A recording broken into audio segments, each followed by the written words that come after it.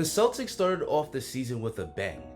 After receiving their championship rings on opening night in their home court, the Celtics crushed their rivals, the New York Knicks, winning the game 123-109. You couldn't have asked for a better way for Boston to start the season. The Celtics were pretty much in control of this game from start to finish. They were up by 19 to end the first quarter and pretty much never looked back the rest of the game. The Knicks didn't give up though.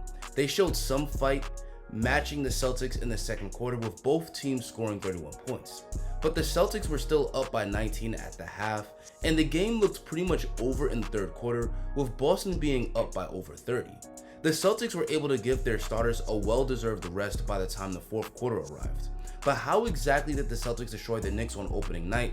Let's get right to it, but first, we have to discuss BetUS. Guys, if you love the NBA, then you should consider joining BetUS because it makes watching the games more fun and engaging. You can bet on games, and if you're correct, you can cash out. I'm gonna bet on the Celtics beating the Wizards in their next game, and with the way they just lit up the Knicks, this is gonna be the easiest money I've ever made. If you sign up, use the code YouTube150 and receive a 150% sign-up bonus on the first deposit and 125% on the second and third deposit of up to $2,000. Now back to the Celtics. The biggest reason the Celtics dominated on opening night was their amazing shooting from beyond the arc. And amazing shooting is probably an understatement. They made in 29 threes. This was the most threes ever made on opening night. They also tied for the most threes ever made in a game, matching the Bucks, who also made in 29 threes back in 2020. The Celtics couldn't have it all though. They had several good looks to break the record throughout the fourth quarter, but just couldn't knock one down. But that was just one negative on what was otherwise an incredible night. But how did the Celtics generate so many threes? The Celtics were able to get a lot of open threes early in the game by running pick and roll, and it boggles my mind how the Knicks chose to defend it.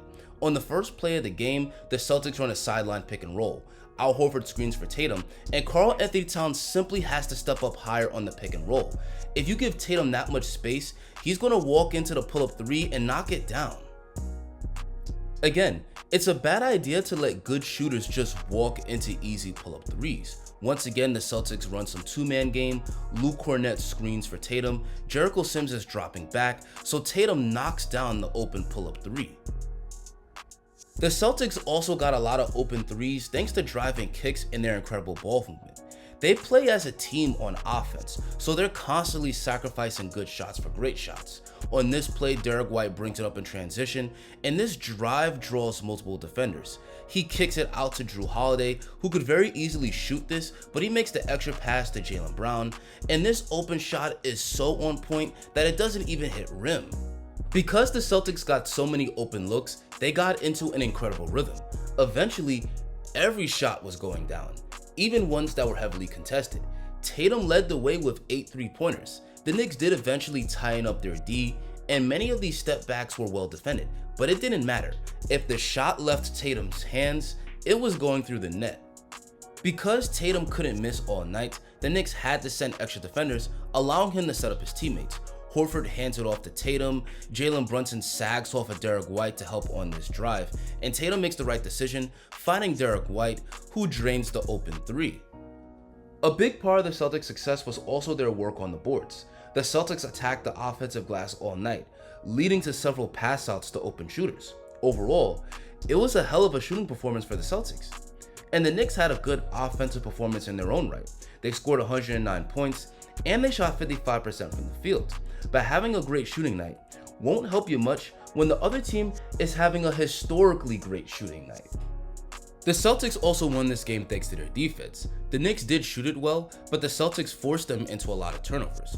Watch on this play, Jaylen Brown isn't even letting Jalen Brunson advance the ball. He gets a hand on it, and Jalen Brunson's able to recover, but he's not able to get the ball past half court in enough time, forcing the Knicks into a backcourt violation, and it's a turnover. The constant turnovers allowed the Celtics to get easy points in transition.